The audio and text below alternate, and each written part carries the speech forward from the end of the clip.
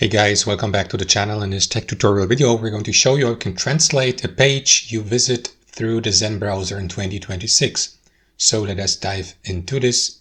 Let me launch the Zen browser on my device. You may do that on a desktop computer or laptop. And what you want to do, guys, is navigate to the given tab here on the left-hand side if you're using the tab list here on the left sidebar, which I'm doing.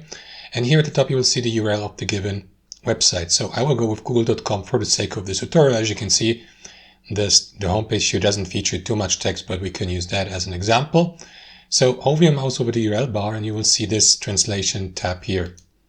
Click into it, and after that you may choose the input language and the output language. Translate from, translate to.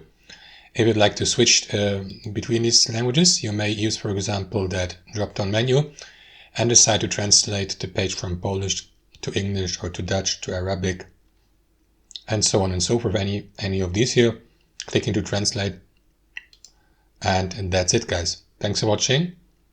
Hope you enjoyed it, got some value from it, and we'll see you next time on our channel.